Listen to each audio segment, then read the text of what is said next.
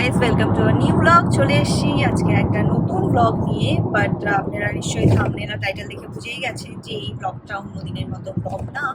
আমি most of the দিন আপনাদের সাথে বেশ খুশির ব্লগ শেয়ার করি, ট্রাভেল ব্লগ শেয়ার করি।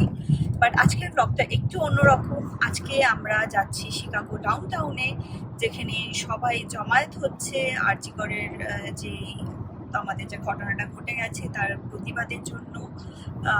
আর আমরা সবার সাথে আছি এত দূরে থেকেও।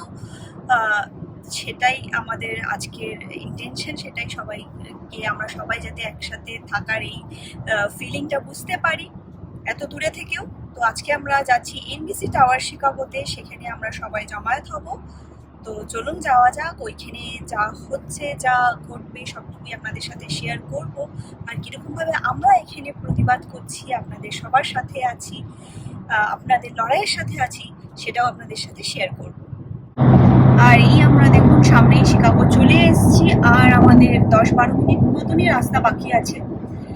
আজকে সানডে, যদিও রাস্তায় খুব ভিড় শিকাগোতে, তো সবসময় ভিড় থাকে ডাউনটাউনে ঢোকার সময়টাতে। তবু আমরা সবাই আসছি, একসাথে হব। তো চলুন যাওয়া যাক। আর 10-15 মিনিটের মধ্যেই আমরা পৌঁছে যাবো, গাড়ি পার করে ঘুরে চলে যাব। তারপরে সবটুকু ইভেন্ট আপনাদের সাথে শেয়ার করব।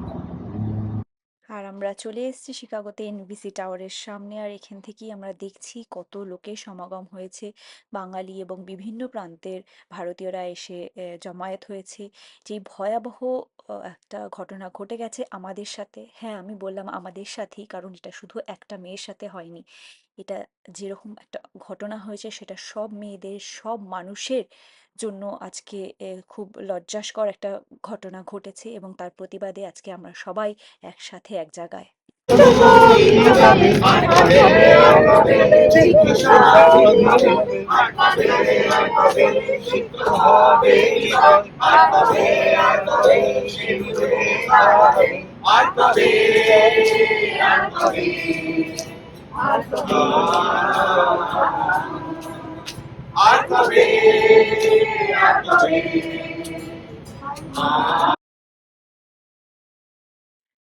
আজকে হয়তো আমাদের সবার প্রতিবাদের ভাষাটা অন্যরকম, বাট সবার আজকে একটাই উদ্দেশ্য, যে আমরা সবাই মিলে একসাথে এই লড়াইয়ে আছি। সে আমরা দেশে থাকি, দেশের বাইরে থাকি, পৃথিবীর যে প্রান্তে থাকি, আজকে এটা সব মানুষের একসাথে লড়াই করার একটা জায়গা।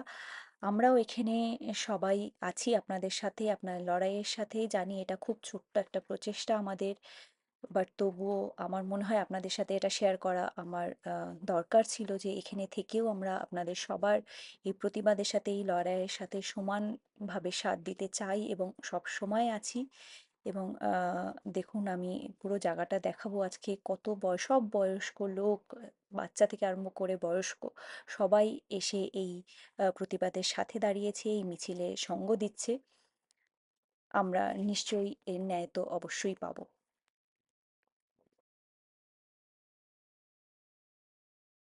অশুভ ধ্বনিতে ঘোষণা করল দিনের অন্তিম কাল।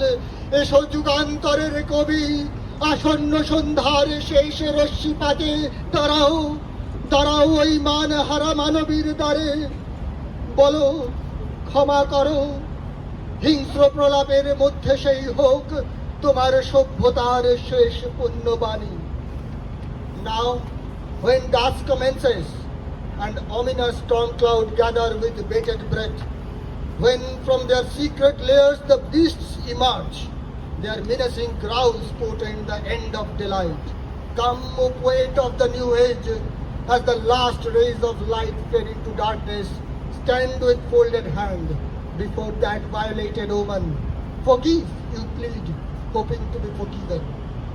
Like a silver lining upon the clouds of delirium, may that be of your civilizations the very last holy words.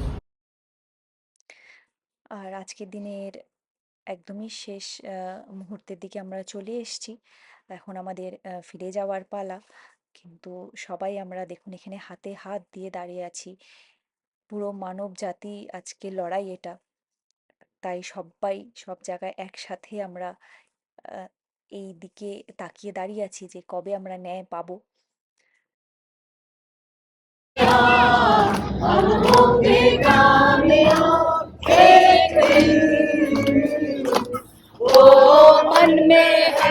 विश्वास पूरा है विश्वास हम होंगे कामयाब एक दिन We shall overcome. We shall overcome. We shall overcome someday. আজকের দিনের মতো আমরা ফিরে যাচ্ছি বাড়িতে, বাট আমাদের এই লড়াইটা অবশ্যই চলতে থাকবে। আর এটা অবশ্যই বলতে পারি যে এত লোকের লড়াই, এত লোকের প্রার্থনা বিফলে যেতে পারে না। ন্যায় আমরা অবশ্যই পাবো। আর আমরা অবশ্যই এই জিনিসটার জন্য আশাবাদী যে ন্যায় আমরা খুব শীঘ্রই পাবো। আর তার সাথে আজকে ভিডিওটাও এখানেই শেষ করছি। আর ভালো লাগলে অবশ্যই ভিডিওটা লাইক করে দেবেন, আমার চ্যানেলটা সাবস্ক্রাইব করে নেবেন।